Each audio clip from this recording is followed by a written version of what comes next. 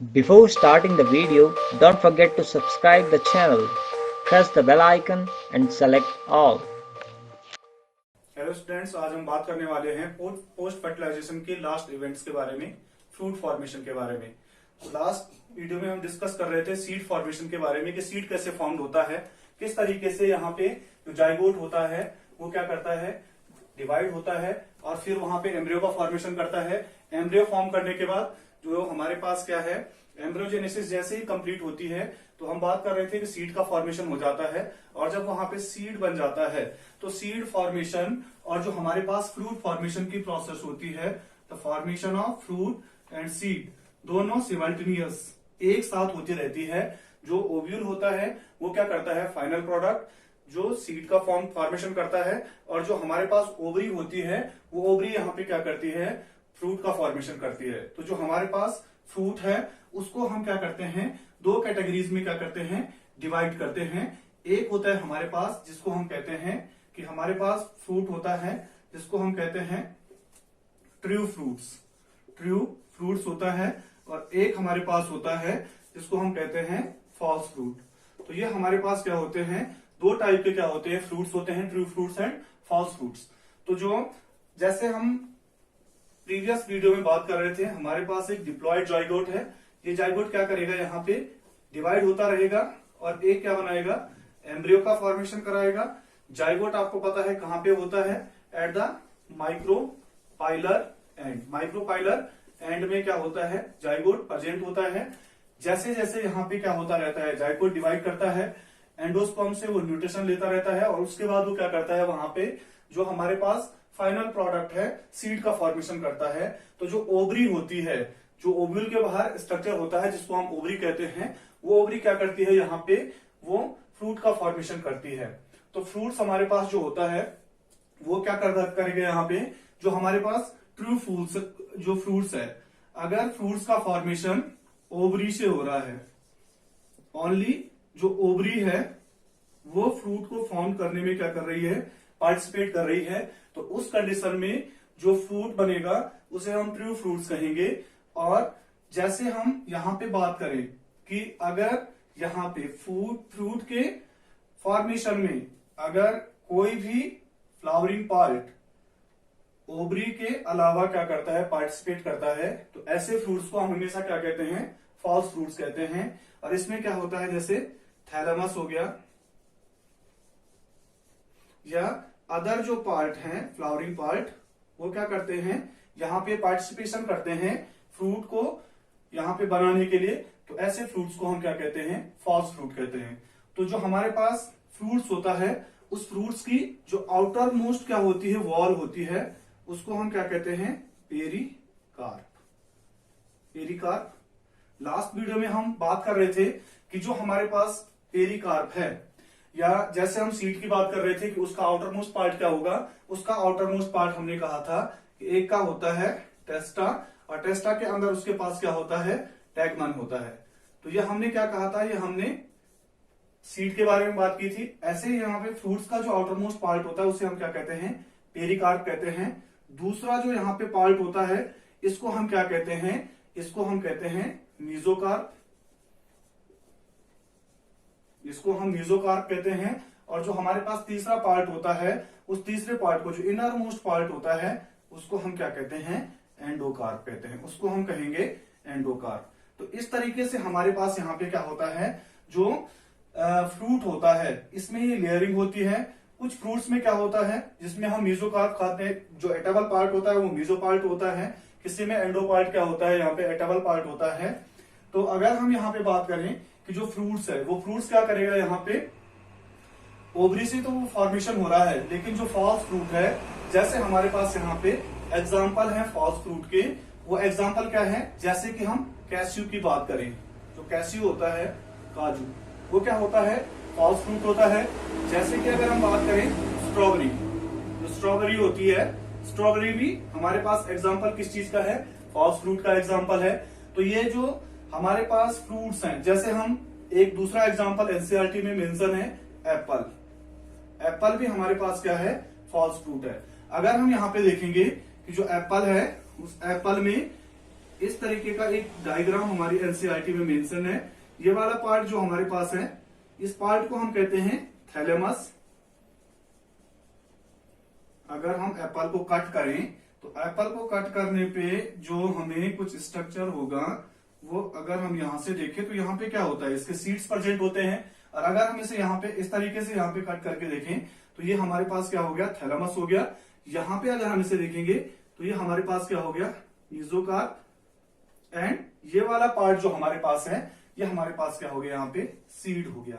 तो false fruit में क्या हो रहा है कि इनको फॉर्म करने के लिए जो हमारे पास ये एप्पल है, इसमें थैलेमस का कंट्रीब्यूशन होता है इस फ्रूट को फॉर्म करने के लिए। जैसे हम स्ट्रॉबेरी की बात कर रहे हैं, स्ट्रॉबेरी में भी थैलेमस का क्या होता है, कंट्रीब्यूशन होता है। फ्रूट्स के अंदर रिमेनिंग पार्ट होता है वहां पे, इसके अंदर भी अगर हम देखेंगे तो थैलेमस का कंट्रीब्यूशन होता है इस फ्रूट को बनाने के लिए। अदर जो हमारे पास फ्रूट्स होते हैं, जैसे हमारे पास मैंगो हो गया, तो मैंगो हमारे पास क्या है, ट्रू फ्रूट है, क्योंकि ये किससे बना हुआ है, ये ओवरी से बना हुआ है। तो ये आपको बिल्कुल क्लियर होना चाहिए कि जो फ्रूट है, अगर हम बायोलॉजिकली बात करें कि जो राइपेंड ओवरी होती है, वो राइपेंड ओवरी हमारे पास क्या होती है, वो राइपेंड ओवरी को हम बोलते हैं। जो हमारे पास क्या होती है, राइपेंड ओवरी हमारे पास फ्रूट्स होती है। और जो हमारे पास राइपेंड ओव्यूल होता है, वो राइपेंड ओव्यूल को हम क्या कहते हैं, राइपेंड ओव्यूल को हम हमेशा क्या कहते हैं, सीड कहते हैं। तो जो हमारे पास ये ट्रू एंड फॉल्स फ्रूट है, इनको हम किस बेसिस पे यहाँ पे क्या कर रहे हैं, ट्रू और फॉल्स में डिवाइड कर रहे हैं। उसका जो मेन रीजन है, वो मेन रीजन क्या है, वो मेन रीजन हमारे पास है कि अगर ओवरी के अलावा कोई अदर पार्ट्स क्या करता है, यहाँ पे फ्रूट्स को फॉर्म करने के लिए रिस्पॉन्सिबल होता है, तब उस कंडीशन में हम उसे क्या कहते हैं, उसे हम कहते हैं फॉल्स फ्रूट्स कहते हैं। और अगर फ्रूट का फॉर्मेशन किससे हो रहा है, ओवरी से हो रहा है, तब हम उसे क्या कहेंगे, यहाँ पे तब हम उसे ट्रू फ्रूट्स कहेंगे। तो ट्रू फ्रूट्स के एग्जांपल हम मैंगो की बात कर रहे थे, फॉल्स फ्रूट के एग्जांपल की हम बात कर रहे थे स्ट्रॉबेरी जैसे हो गया, जैसे कि हम एप्पल की बात कर रहे थे। ये सारी की सारी चीजें हमारे पास क्या हैं, फ्रूट्स हैं। नेक्स्ट जो हमारे पास टॉपिक है वो है हमारे पास apomixis and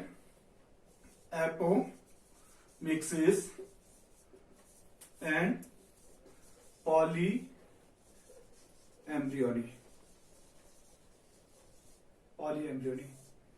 apomixis and poly embryony.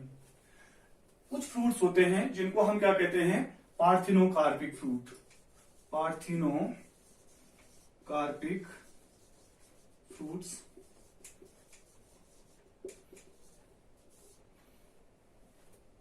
Which fruits is form without fertilization. ऐसे फ्रूट्स जो बिना फर्टिलाइजेशन के, फर्टिलाइजेशन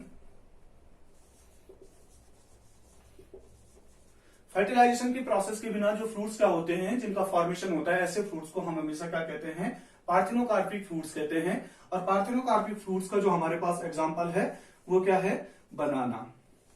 वो हमारे पास एग्जांपल है बनाना। और जैसे हम ऑर्गेनिज्म में बात करते हैं कि ऐसे ऑर्गेनिज्म जो बिना फर्टिलाइजेशन की प्रोसेस से क्या होते हैं, बन जाते हैं, जिनका फॉर्मेशन होता है, उस प्रोसेस को हम पार्थिनोजेनेसिस कहते हैं। ऐसी ही प्रोसेस जो हम यहाँ पे बात कर रहे हैं, पार्थिनोकार्पिक फ्रूट्स। अगर फ्रूट का फॉर्मेशन क्या हो रहा है, बिना फर्टिलाइजेशन की प्रोसेस के हो रहा है, तो ऐसी फ्रूट्स को हम क्या कहेंगे, यहाँ पे कहेंगे कि जो हमारे पास पार्थिनोकार्पिक फ्रूट, जिसका एग्जांपल हमारे पास क्या दे रखा है, बनाना है।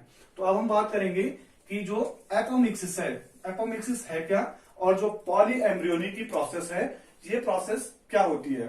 तो जो हमारे पास एपोमिक्सिस है, एपोमिक्सिस की प्रोसेस में क्या होता है, जो सीड का फॉर्मेशन होता है वो बिना फर्टिलाइजेशन की प्रोसेस के होता है। Seed is form without fertilisation. Seed is form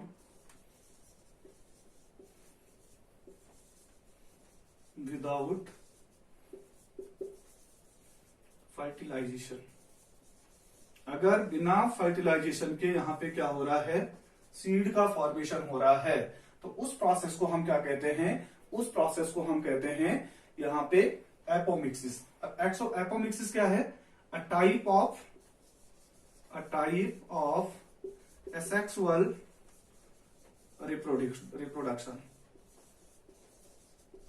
ये क्या है, ये एक टाइप है एसेक्सुअल रिप्रोडक्शन का, जिसको हम क्या कह रहे हैं, एपोमिक्सिस कह रहे हैं, लेकिन ये बिहेव यहाँ पे शो करता है अपना किसकी तरह, सेक्सुअल रिप्रोडक्शन। इसीलिए हम कहते हैं इसे मिमिक्स ऑफ सेक्सुअल रिप्रोडक्शन। क्या कहते हैं, मिमिक्स,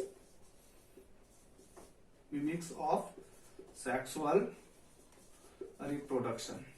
क्या कहा जाता है इसे, मिमिक्स ऑफ सेक्सुअल रिप्रोडक्शन। तो मिमिक्स इसलिए कहा जाता है इसे क्योंकि ये टाइप तो किस चीज का है, सेक्सुअल रिप्रोडक्शन का, लेकिन ये यहाँ पे अपना बिहेव किसकी तरह शो कर रहा है, सेक्सुअल रिप्रोडक्शन की तरह शो कर रहा है।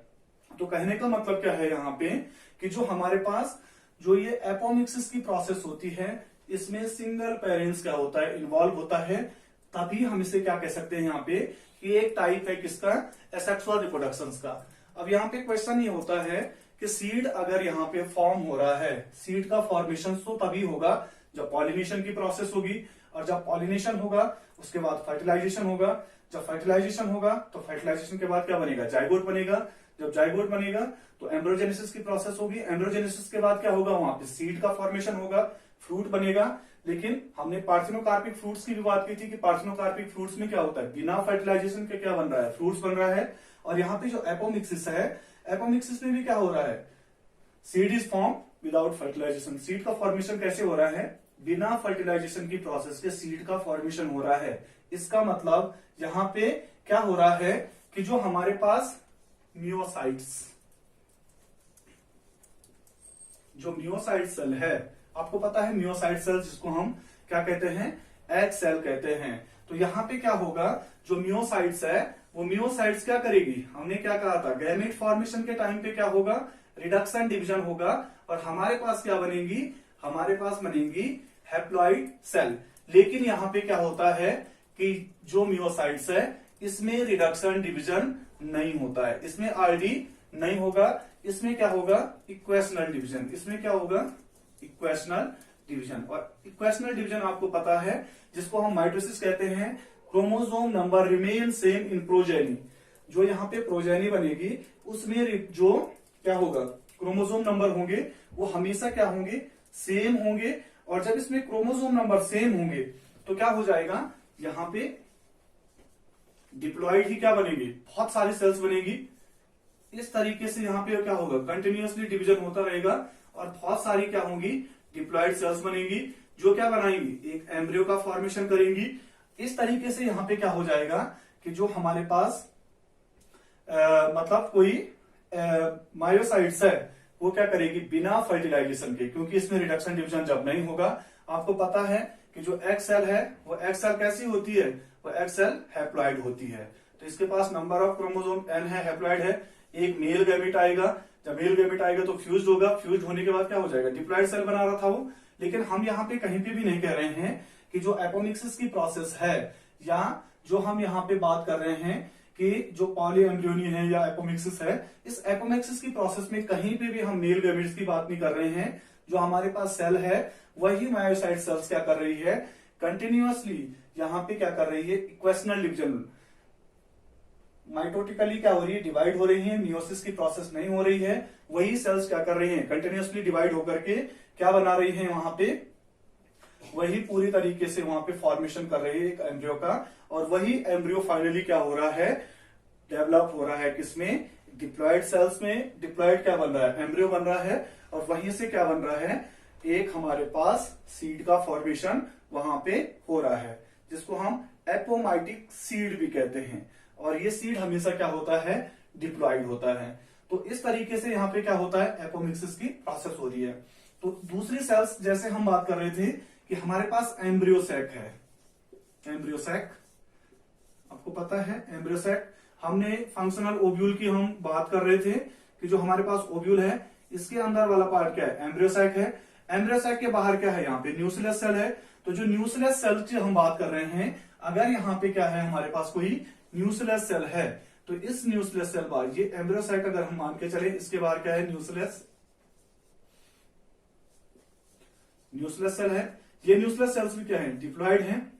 ये न्यूक्लियस सेल्स भी क्या करती हैं, यहाँ पे एम्ब्रियोजेनी की प्रोसेस में पार्टिसिपेट करती है। कैसे, न्यूक्लियस सेल्स एम्ब्रियोसैक के अंदर एंटर करेंगी और कंटिन्यूअसली डिवाइड करके यहाँ पे क्या बना देगी, वो एक सीड का फॉर्मेशन कर रही है। कहने का मतलब यह है, apomixis is a type of asexual reproduction but mimics of sexual reproduction। ये मिमिक्स किसका है? सेक्सुअल रिप्रोडक्शन की तरह ये क्या करता है, वहां पे अपना बिहेवियर शो करता है। दूसरा हमारे पास जो यहाँ पे टॉपिक है और लास्ट टॉपिक है इस चैप्टर का, वो है हमारे पास पॉली एम्ब्रियोनी, या जिसको हम पॉली एम्ब्रियोजेनेसिस कहते हैं। तो पॉली एम्ब्रियोजेनेसिस की अगर हम बात करें तो जो पॉली एम्ब्रियोजेनेसिस है हमारे पास प्रोसेस है, इसके अंदर क्या होते हैं, मोर देन 2 या मल्टीपल एम्ब्रियो का क्या होता है, फॉर्मेशन होता है। और ये मल्टीपल एम्ब्रियो जिसमें बनते हैं उसके हमारे पास क्या एग्जांपल है कुछ, जैसे हम सिट्रस की बात करते हैं या अदर्स जो हमारे पास फ्रूट्स हैं, उसके अंदर क्या होता है, पॉली एम्ब्रियोजेनी की प्रोसेस होती है।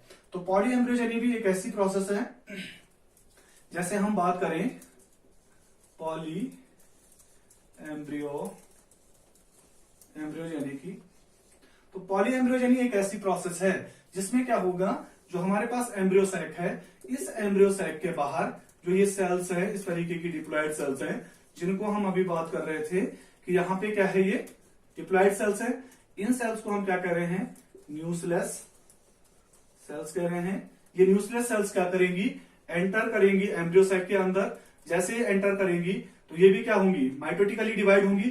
तो माइटोटिक डिवीजन में क्या होगा, जो हमारे पास डिप्लॉयड सेल है वो सेल्स क्या बनाएगी, हमेशा डिप्लॉयड सेल्स बनाएगी, क्योंकि इक्वेशनल डिवीजन है, इसमें कोई भी चेंजेस नहीं हो रहा है। जो हमारे पास क्या है, इसके अंदर सेल है, एम्ब्रियोनिक सेल्स है, ये सेल्स क्या करती रहेंगी, कंटिन्यूअसली डिवाइड होती रहेंगी और मोर देन 2 या मल्टीपल एम्ब्रियो का क्या करेगी, फॉर्मेशन करेगी। मल्टीपल एम्ब्रियो का यहाँ पे क्या करेगी, फॉर्मेशन करेगी। और जब ये बहुत सारी एम्ब्रियो का फॉर्मेशन करती है तो उसी प्रोसेस को हम क्या कहते हैं, पॉली एम्ब्रियोनी कहते हैं। और जो हमारे पास पॉली एम्ब्रियोनी है वो किसमें हमें दिखाई देती है, वो हमें दिखाई देती है जो हमारे पास सिट्रस होते हैं। तो सिट्रस जो प्लांट्स होते हैं उनके अंदर क्या होते हैं, पॉली एम्ब्रियो, या हम कह सकते हैं मल्टीपल एम्ब्रियो, इनके अंदर क्या होते हैं, प्रेजेंट होते हैं। दूसरा, अगर हम यहां पे बात करें कि जो सीड यहां पे बन रहे हैं बिना फर्टिलाइजेशन की प्रोसेस के, उसमें क्या है, एक जिसको हम कहते हैं एडवेंटिव एम्ब्रियोजेनी, और दूसरा होता है हमारे पास करंट एम्ब्रियोजेनी। तो एक हमारे पास है पॉली एम्ब्रियोजेनी का जो टाइप है वो हमारे पास है एडवेंटिव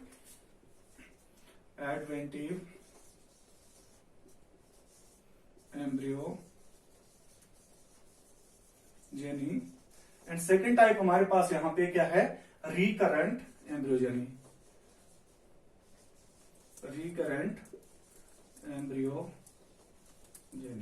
ये दो हमारे पास यहाँ पे प्रोसेस है, जिसको हम क्या कह रहे हैं, एक को हम कह रहे हैं कि हमारे पास क्या है, एडवेंटिव एम्ब्रियोजेनी है। एडवेंटिव एम्ब्रियोजेनी में क्या होगा, जो स्पोरोफाइटिक सेल है, स्पोरोफाइटिक सेल, ये स्पोरोफाइटिक सेल्स जो नॉर्मल सोमेटिक सेल्स होती है वो हमेशा क्या होती है, डिप्लॉयड होती है। तो हमारी बॉडी में गैमेट्स तो बन नहीं रहा है, हैप्लॉइड मतलब यहाँ पे हो नहीं रही है, हैप्लॉइड प्रोसेस तो हो नहीं रही है। यही स्पोरोफाइटिक सेल्स क्या करेगी, अपने आप कंटिन्यूअसली क्या करेगी, यहाँ पे डिवाइड होगी इस तरीके से। और स्पोरोफाइटिक सेल्स जिसको हम एडवेंटिव क्या कह रहे हैं, एम्ब्रियोजेनी कह रहे हैं, इसमें क्या होगा, जो स्पोरोफाइटिक सेल्स है ये क्या करेगी, अपनी ही जैसे सेल्स का फॉर्मेशन करेगी। और ये जैसे जैसे क्लस्टर ऑफ सेल्स होगी का फॉर्मेशन होगा, क्लस्टर ऑफ सेल्स के बाद क्या हो जाएगा, एक एम्ब्रियो का फॉर्मेशन हो जाएगा। तो इस तरीके की जो प्रोसेस होती है उस प्रोसेस को हम क्या कहते हैं, एडवेंटिव एम्ब्रियोजेनी कहते हैं। और एक जो हमारे पास दूसरी प्रोसेस है जिसको हम क्या कहते हैं, रिकरेंट, या जिसको हम क्या कहते हैं, एगैमोस्पर्मी, रिकरेंट एगैमोस्पर्मी, ये प्रोसेस होती है एगैमोस्पर्मी में। तो इस रिकरेंट एगैमोस्पर्मी सेल्स में क्या होता है, जिसको हम मियोसाइट्स कहते हैं या मायोसाइट्स कहते हैं। ये मियोसाइट्स क्या करता है, इसी को हम एक्सेल, जिससे मतलब एक्सेल का फॉर्मेशन होता है। तो आपको पता है जब हम मेगास्पोरोजेनेसिस की बात कर रहे थे तो मेगास्पोरो जो हमारे पास मदर सेल्स होती है, डिप्लॉयड होती है, वहां पे क्या होता है, पहले मियोसिस होता है। मियोसिस के बाद हमारे पास क्या बन रही थी, वहां पे 4 हैप्लॉयड सेल्स बन रही थी। उसमें से 3 क्या कर रही थी, डीजनरेट हो रही थी। एक वहां पे क्या कर रही थी, फंक्शनल ओव्यूल का फॉर्मेशन कर रही थी। लेकिन फंक्शनल ओव्यूल का फॉर्मेशन करने के बाद वो क्या कर रही थी, वहां पे एक सेल से वहां पे क्या बन रही थी, 7 सेल 8 न्यूक्लिएटेड बॉडी बन रही थी। और सारे के सारे क्या थे, वहां पे हैप्लॉयड थे। लेकिन यहाँ पे क्या हो रहा है, वही मियोसाइट्स यहाँ पे रिडक्शन डिवीजन नहीं करेगा, वो सीधे डायरेक्टली क्या करेगा, अपने ही जैसी सेल्स का फॉर्मेशन करेगा। मतलब जैसे इसके पास क्रोमोसोम नंबर है वैसे ही क्रोमोसोम नंबर किसके पास होंगे, यहां पे इसके पास। समझ रहे हो ना। तो जैसे क्रोमोसोम नंबर हमारे पास मियोसाइट्स के पास है वैसे ही हमारे पास प्रोजेनी के पास होंगे। एक एम्ब्रियो बनेगा और इसी को हम क्या कहते हैं, रिकरेंट एगेमो स्पर्मी कह रहे हैं। इसका जो एग्जाम्पल है हमारे पास वो है आपका एप्पल एंड बियर। क्या है आपका, एप्पल एंड बियर हमारे पास इसका एग्जाम्पल है। और अगर हम इसकी बात करें तो इसके जो हमारे पास एग्जाम्पल हैं वो क्या है, citrus and variety of mango. Mango की कुछ वैरायटीज होती हैं जो इस तरीके से क्या करती हैं, यहाँ पे पॉली एम्ब्रियोजेनी की प्रोसेस में यहाँ पे पार्टिसिपेट करती हैं और इस तरीके से क्या करती है, एम्ब्रियो का फॉर्मेशन करती है। तो एनसीईआरटी में एक लास्ट आर्टिकल है हमारे पास, एक क्वेश्चन पूछा गया है कि why apomixis is very important. Apomixis की प्रोसेस को इंपॉर्टेंट क्यों माना जाता है। तो एपोमिक्सिस की प्रोसेस को अगर हम देखें कि जो हमारे पास फार्मर्स होते हैं वो फार्मर्स क्या करते हैं, एक टाइप से वहां पे अपनी क्रॉप प्रोडक्शन में इन्हांस करने के लिए वो क्या कर देते हैं, हाइब्रिड सीड का यूज करते हैं। हाइब्रिड सीड का यूज करते हैं। हाइब्रिड सीड आपको पता है कि अगर हमें हाइब्रिड सीड बनाना है तो हाइब्रिड सीड क्या होगा, अपने पेरेंट से ज्यादा वहां पे उसके अंदर बहुत ज्यादा ऐसे मॉडर्न या एडवांस कैरेक्टर्स होंगे। सपोज अगर हम कोई हाइब्रिड सीड बना रहे हैं, हमारे पास कोई प्लांट है और इस प्लांट की जो मतलब इसके पास एक कैरेक्टर्स है कि ये डिजीज रेजिस्टेंस कर सकता है। और दूसरा क्या है हमारे पास प्लांट जिसके पास ऐसी क्वालिटी है कि इसके अंदर जो प्रोडक्शन है इस प्लांट के पास वो बहुत ज्यादा है। तो हम क्या करेंगे, इससे उस जीन को आइसोलेट कर देंगे जिससे कि इसकी डिजीज रेजिस्टेंस एबिलिटी क्या है वहां पे बढ़ रही है। और इसके पास से एक ऐसे जीन को आइसोलेट करेंगे जिससे कि इसमें प्रोडक्शन हाई हो रहा है। अब हमारे पास जो ये प्रोजेनी होगी, इस प्रोजेनी में क्या होगा, ये दोनों कैरेक्टर्स आ जाएंगे, ये डिजीज रेजिस्टेंस भी बन जाएगा और दूसरा इसके पास क्या आ जाएगा, प्रोडक्शन की जो एबिलिटी है वो भी इंक्रीज हो जाएगी। तो जो फार्मर्स हैं अगर वो इस प्रोसेस की के थ्रू क्या करते हैं, हाइब्रिड सीड को लेते हैं और उससे क्या करते हैं, कल्टीवेशन की प्रोसेस करते हैं। तो ये क्या है, उनको क्या करना पड़ेगा, उनको अलग अलग प्लांट से कैरेक्टर्स को क्या करना पड़ेगा, ढूंढना पड़ेगा। स्पेसिफिक कैरेक्टर्स हैं उसके बाद उनको क्या करना पड़ेगा, हाइब्रिड करवाना पड़ेगा। उसके बाद उनकी प्रोजेनी को देखना पड़ेगा कि वो कैरेक्टर्स उसमें आए हैं। और अगर वो क्या करते हैं, उन सीड को क्या करते हैं, प्रिजर्व करके रखते हैं। तो हमें ये भी पता है कि सीड की क्या होती है, वाइबिलिटी होती है। वाइबिलिटी का मतलब अगर हम 1 ईयर या 2 ईयर्स जितने ईयर्स टाइम का क्या होता है सीड की वाइबिलिटी होती है, उसको क्या नहीं करते, सो नहीं करते हैं, उसको बोते नहीं है, तो उसकी जो फर्टाइल एबिलिटी होती है वो क्या हो जाती है, खत्म हो जाती है। तो ये एक टाइम कंज्यूमिंग प्रोसेस है। इसमें बहुत ज्यादा क्या होता है, जो पैसा है उसका कंजप्शन होता है। इसलिए हम एपोमिक्सिस को क्या करते हैं, प्रिफर करते हैं। क्यों करते हैं, क्योंकि एपोमिक्सिस में जो हमारे पास क्या है, सीड है, उस सीड में वो सीड क्या है, डिप्लॉयड है। और उसमें कभी भी क्या नहीं है, ना तो हमने किसी उसका 2 पेरेंट्स के कैरेक्टर से उसको बनाया है।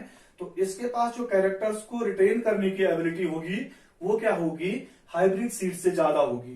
क्योंकि जो कैरेक्टर्स हमने क्या कर रहे हैं, मतलब किसी सीड के अंदर इंट्रोड्यूस करवाए हैं, वो कुछ टाइम के बाद हो सकते हैं कि जो रिसेसिव कैरेक्टर्स हैं वो रिसेसिव कैरेक्टर क्या होंगे, वहां पे अपने आप को इवॉल्व करेंगे। और इवॉल्व करने के बाद जो एसेंशियल कैरेक्टर्स हैं वो सारे के सारे क्या हो जाएंगे, वहां पे फिर वहां पे मतलब अपने आप को हाइड करना स्टार्ट कर देंगे। लेकिन एपोमिक्सिस से जो हमारे पास सीड बने हुए हैं उनमें ये प्रोसेस नहीं होती है।